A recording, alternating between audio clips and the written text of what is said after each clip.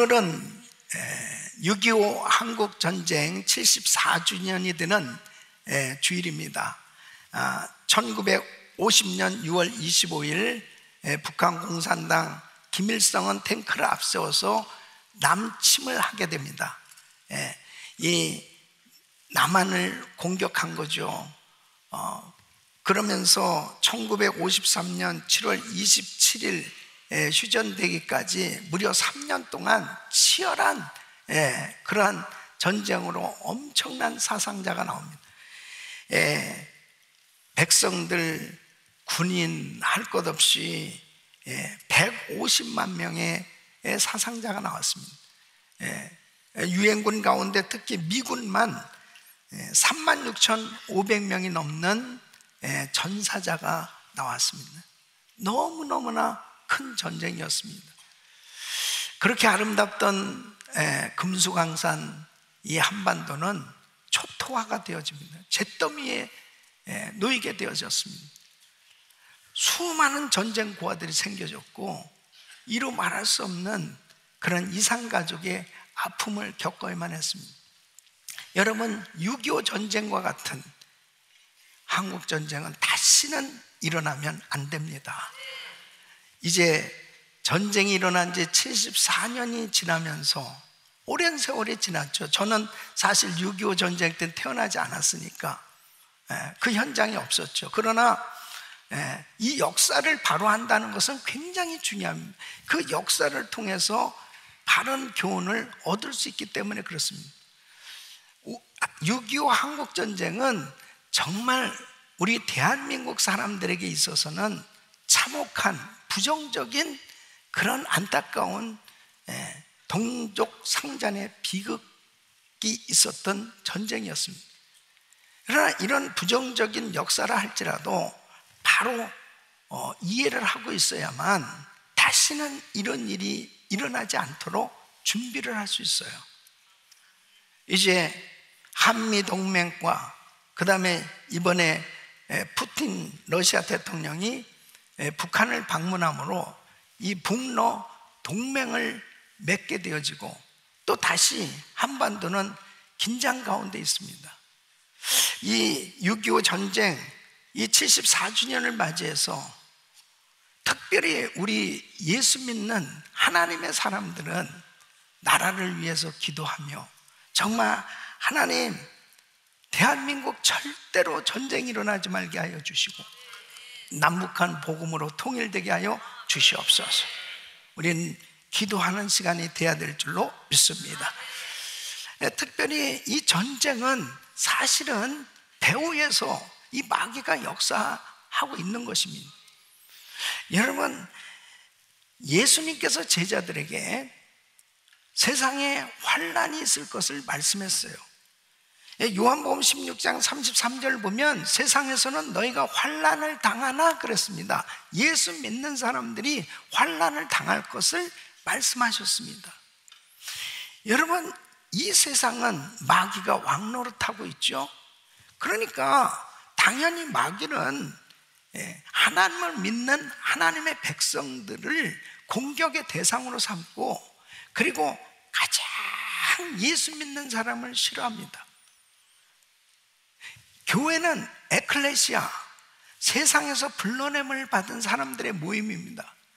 그러니까 예수 믿기 전에는 마귀의 소유였다면 예수를 믿고 난 후에는 하나님의 소유가 됐어요. 그러므로 이 마귀의 가장 미움의 대상은 예수 그리스도를 믿는 사람들이에요. 여러분, 예수님께서 이 땅에 오실 때 이 세상은 가장 예수를 미워했습니다. 예수님이 이 땅에 구원자로 오셨지만은 예수님이 이 땅에 오시는 것을 가장 반대하고 가장 싫어하고 가장 미워한 대상, 그 세력은 바로 마귀의 세력이에요. 그래서 우리 예수님이 이 땅에 오실 때 베들레헴에 태어나셨는데 그때 헤롯 왕은 예수님 태어난 그 당시에 2살 아래 남자들 전부 다 죽였습니다. 예수님 급히 태어나시자마자 애굽으로 피신하셨습니다. 예수님이 이 땅에 사시는 동안 말할 수 없는 핍박과 어려움을 당하시다 십자가에 못 박혀 죽으셨죠.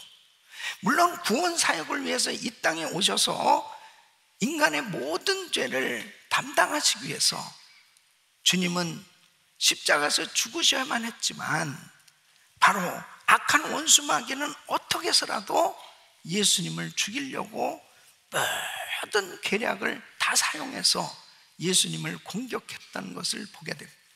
그 예수님을 믿는 하나님의 자녀들 역시 마귀는 우는 사자와 같이 두루다니며 삼킬 자를 찾고 있는 거예요.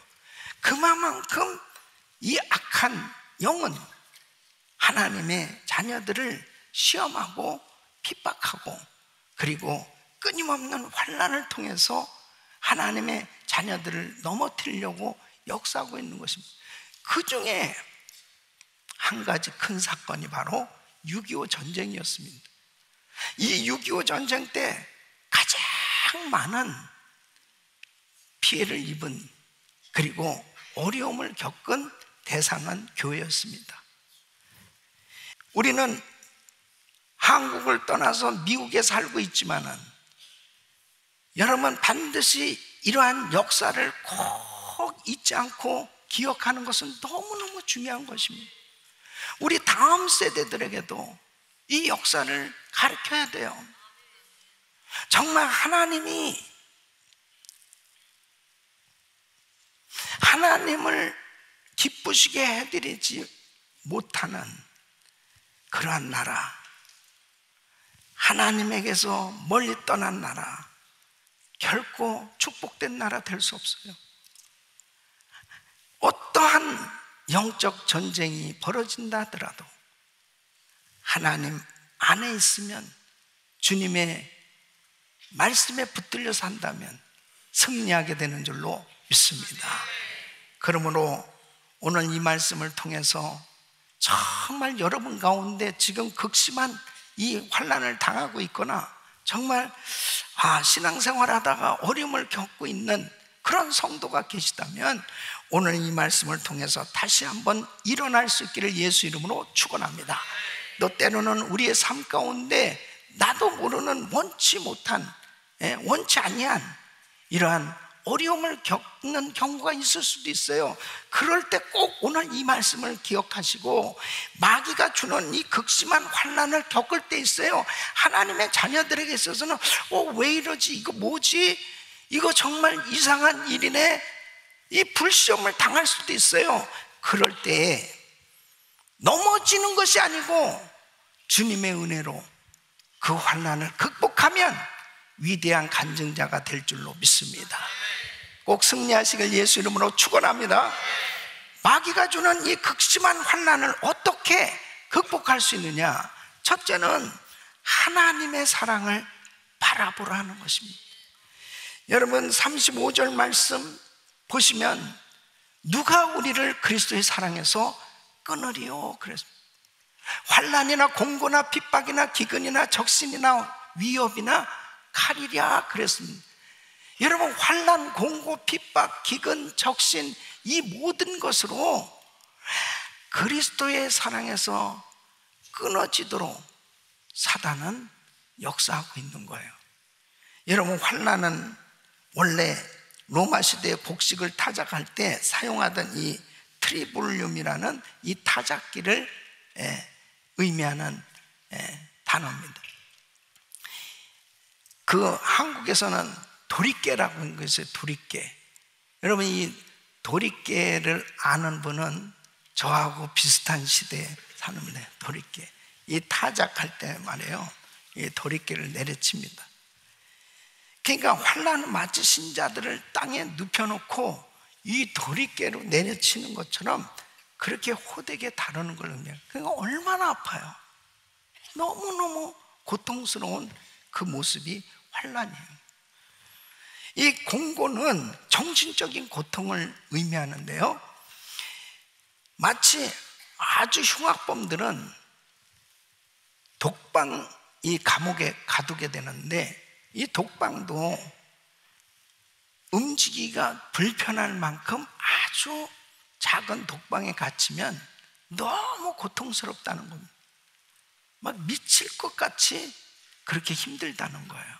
예, 그런 정신적인 고통이 바로 이 곤고입니다. 이 핍박은 노골적인 박해예요. 기근은 굶주림이고 적신은 헐벗음입니다. 그러니까 이러한 핍박과 어려움을 가져다 줄 때 정신적으로, 육체적으로, 영적으로 힘든 시련을 당하게 되어지면 많은 사람들이 흔들리게 되죠. 아, 뭐야 이거, 하나님 계신 거야? 아, 이거 어떻게 되는 거야? 이런 환난이 점점 길어져 보세요. 너무 고통스러운데 흔들리게 그렇게 역사하고 결국은 시험에 빠지도록 하는 것이 사단의 괴략이거든요. 그러나 오늘 성경은 분명히 이렇게 선포합니다. 환난을 당할 수 있으나 끊을 수 없다. 끊을 수 없다는 것은 하나님의 사랑에서 끊을 수 없다는 겁니다. 환난이나 기근이나 적신이나 어떠한 곤고나 핍박이라도 하나님의 사랑에서 끊을 수 없다고 말씀하고 있습니다. 37절에 그러나 이 모든 일에 우리를 사랑하신 이로 말미암아 우리가 넉넉히 이기느니라. 그러니까 하나님께서는 어떻게 넉넉히 이기게 해주시느냐? 핍박을 없애주시는 것이 아니고 핍박 가운데 함께 해주심으로, 붙들어 주심으로 이기게 해주신다는 겁니다. 그러니까 어떤 때는 하나님 이런 핍박 좀 없게 해주시죠. 하나님 정말 이런 곤란한, 곤고한 이런 고통스러운 일 좀 없게 해주시죠. 그러면 그 없게 되어지면 얼마나 좋겠어요. 근데 우리 예수 믿는, 정말 예수를 잘 믿어도 어때요? 참 때는 원치 않은 질병이 찾아올 때도 있고 예기치 않은 참 힘들고 어려운 그런 곤란한 고통스러운 일을 겪을 때도 있습니다. 그때도 하나님께서 우리를 붙들어 주시니까 승리할 수 있는 거예요. 주님은 우리를 붙들어 주실 뿐 아니라 영원토록 우리와 함께하고 계신 줄 믿으시기 바랍니다.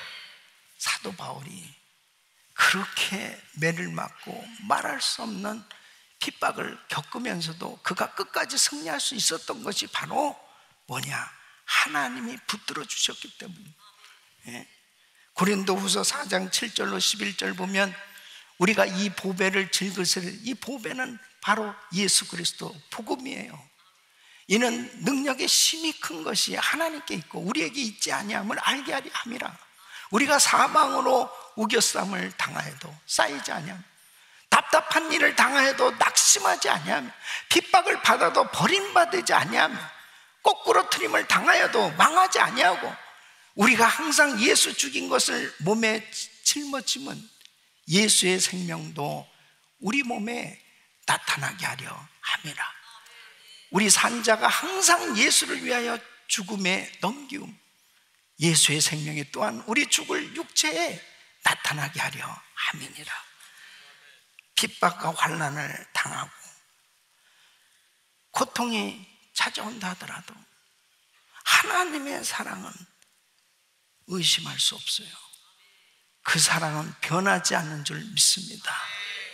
넉넉히 이기느니라. 넉넉히 이긴다는 것은 이 킹 제임스 버전에는 We are more than conquerors, 그러니까 어떤 세상의 정복자보다도 나은 자다는 거예요. 여러분, 예수님이 우리를 딱 붙들고 있어 봐요. 주님 때문에, 위대하신 주님 때문에 우리는 위대한 용사가 되는 거죠. 사랑하는 성도 여러분, 하나님의 사랑을 받고 사는 성도는 어떤 핍박도 이겨낼 수 있어요. 어떤 어려운 가운데서도 승리하게 되는 줄로 믿습니다. 순교자가 그냥 되는 게 아니에요. 그 주님이 붙들어 주심으로 죽음을 이길 수 있다는 것은 정말 위대한 능력이잖아요. 그 죽음 앞에 의연할 수 있다는 거. 하나님의 그 사랑, 그 주님이 나를 붙들고 계시다고 하는 이 사실이 깨달아졌을 때 그 환난과 시험 가운데서도 절대 이 마음이 흔들리지 않고 하나님을 찬양할 수 있는 줄로 믿습니다. 주님의 사랑이 능력이에요.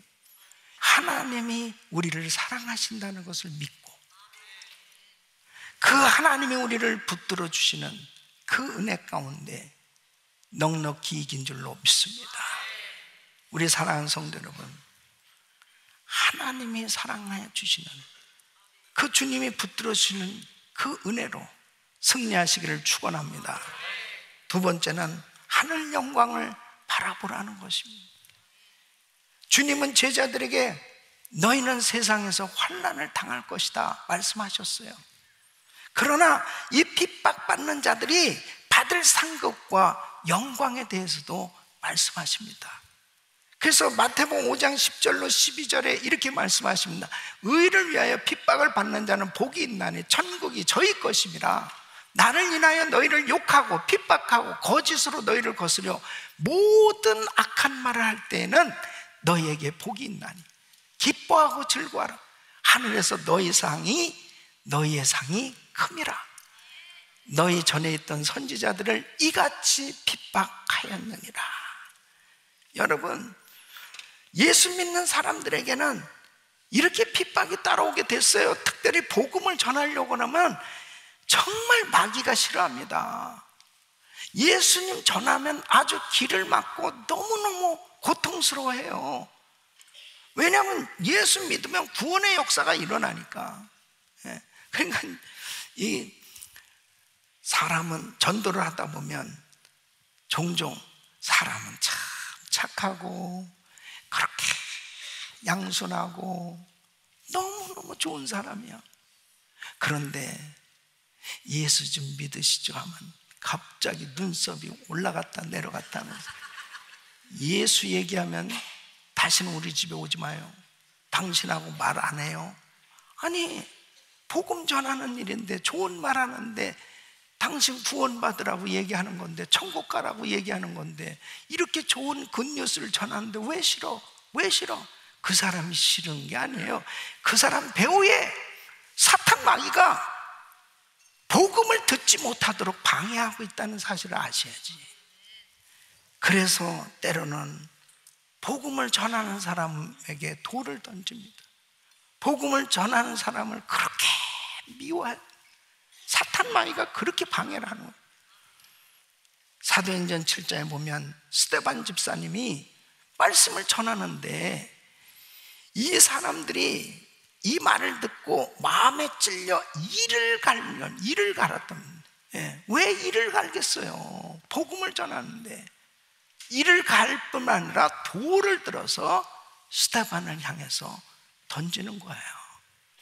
그때 사도행전 7장 55절로 56절에 스데반이 성령이 충만하여 하늘을 우러러 주목하여 하나님의 영광과 및 예수께서 하나님 우편에 서신 것을 보고 말하되 보라, 하늘이 열리고 인자가 하나님 우편에 서신 것을 보노라.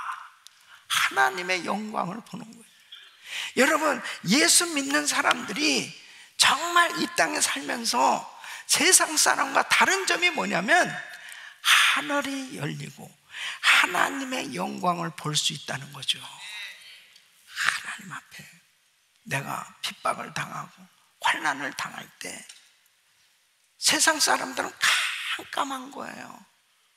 어두운 거예요. 절망이에요. 좌절이에요. 낙심이에요. 그래서 우울증에 빠지고 자살하게 되는 겁니다. 아, 이게 모든 게 끝장이다, 그런 생각이 드는 거예요. 그런데 이렇게 힘들고 어려울 때 하늘 영광을 바라보면 내가 이 땅의 세상에 사는 것으로 끝이 아니고 저 영원한 천국, 하늘 영광을 하나님이 우리에게 주신다고 하는 사실을 안다면 우리는 낙심하지 아니하고 승리하게 되는 줄로 믿습니다. 그래서 스데반은 그렇게 돌에 맞아 죽으면서도 얼굴이 환해집니다.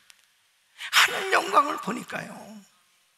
그리고 하나님께서 상을 주실 것을 바라보니까 오히려 자세를 흐트러치지 아니하고 자기를 향해서 돌을 던지는 사람들을 향해서 저들의 죄를 저들에게 돌리지 마옵소서, 용서의 기도를 하고 순교하는 모습을 보게 됩니다. 베드로전서 4장 12절로 14절에 이렇게 말씀하십니다. 사랑하는 자들아, 너희를 시련하려고 오는 불시험을 이상한 일 당하는 것 같이 이상히 여기지 말고 오직 너희가 그리스도의 고난에 참여하는 것으로 즐거워하라. 이는 그의 영광을 나타내실 때에 너희로 즐거워하고 기뻐하게 하려 함이라. 너희가 그리스도의 이름으로 욕을 받으면 복 있는 자로다. 영광의 왕 곧 하나님의 영이 너희 위에 계심이라. 그래서 복음을 전하다가 수많은 선교사님들이, 수많은 믿음의 선배들이 불이익을 당하기도 하고 모든 것들을 다 세상적인 그런 부귀, 영화까지 모든 것들을 다 잃어버리고 그리고 고통을 겪는 가운데서도 조금도 낙심치 않고 그 하나님의 영광을 바라보며 끝까지 승리했던 그 위대한 믿음의 선진들처럼 우리도 신앙생활 하다 보면, 정말 주의 일을 하다 보면, 복음을 전하려고 하다 보면, 또 우리 전 세계 나가 사역하는 우리 선교사님들 가운데서도 너무너무 불시험을 당하고 힘들고 어려운 일을 겪는 그런 선교사님들도 계세요. 그럴 때마다 하늘 영광을 바라보면 승리하게 되는 줄로 믿습니다. 그래서 사도 바울이 고린도후서 12장에 보면은 그는 실제로 존재하는 하나님의 나라를 경험하게 됩니다. 참으로 너무 아름다운 그 낙원에 이끌려 가서 말할 수 없는 말을 들었다는 거예요. 그는 삼층천을 경험하죠. 그 영원한 그 하나님의 나라를 경험하고 나서 이 세상에서 그는 혹독한 시험과 환난을 겪지 않습니까? 그 가운데서도 어떻게 그 어려운 환난을 극복할 수 있었어요? 그 영원한 정, 그 하늘 영광을 바라보고 나니까 이 땅에서의 고통스러운 모든 것들을 극복할 수 있는 줄로 믿습니다. 하늘 영광을 바라볼 수 있기를 바랍니다. 세 번째는 고난을 당하는 성도들을 서로 돕고 격려할 때 그 환난을 극복할 수 있다는 것. 여러분, 주님을 위해서 일하다가 고난을 당했어요. 환난을 겪을 때 자신이 그냥 혼자 고난을 당하면 참 힘들죠. 그런데 그 고난당한 성도들을 위해서 주변에 성도들이 같이 함께 기도해주고 위로해주고 격려해주면 여러분 그 고난 가운데 힘을 얻고 일어설 수 있지 않습니까? 사도 바울이 복음을 전하면서 혼자서 그렇게 고난을 당한 것 같지만 여러분 보세요. 로마서 16장에 보면은 수십 명의 동역자들에 대해서 고마워하는 그런 그 이름을 열거하고 있어요. 나의 보호자가 되었다. 베베는 나의 보호자가 되었다. 브리스길라와 아굴라는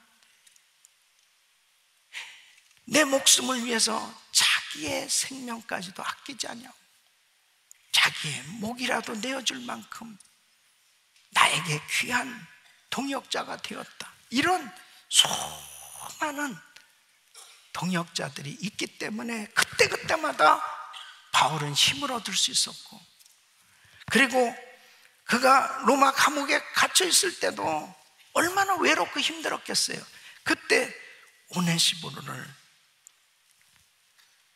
교회가 보냈고, 또 항상 찾아왔던 그에 대해서 고마워하는 표현을 하고 있습니다.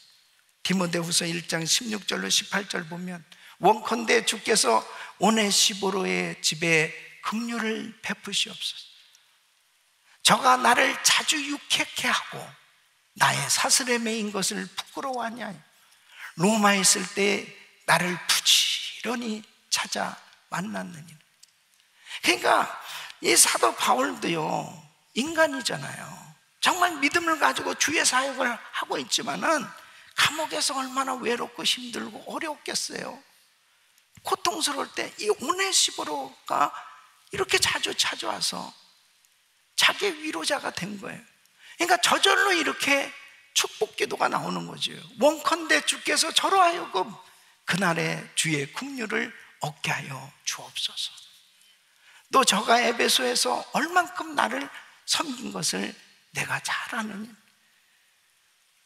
고난 가운데 하나님의 종이 복음을 전하면서 감옥에 갇혀서 고통 가운데 있을 때 돌아봐 줬던 그 성도들, 그 함께 마음을 같이 했던 그 성도들, 그들이 정말 바울에게는 큰 용기와 격려와 힘을 얻게 되어서 그 어려운 사역들을 잘 감당할 수 있었음을 말하고 있습니다. 믿음을 가진 성도들과 목사님과 교역자들이, 장로님들이 함께 같이 격려해주고 같이 힘이 되어줄 때 일어날 수 있는 줄로 믿습니다. 베드로전서 4장 16절, 만일 그리스도인으로 고난을 받은 즉 부끄러워 말고 도리어 그 이름으로 하나님께 영광을 돌리라. 여러분, 우리가 고난당하는 것은 부끄러운 것이 아니에요. 환난을 당했던 것이 부끄러운 것이 아니에요. 예수 그리스도의 이름으로 일어날 수 있기를 바랍니다. 때로는 원치 않는 질병으로, 원치 않는 환난과 시험으로 어려움을 겪을 때 있지만 절대로 낙심하지 말고 우리 주님 의지하고 하나님의 그 사랑, 그 주님이 나를 붙들고 있음을 확신하고 하늘 영광을 바라볼 때 승리할 수 있는 줄로 믿습니다.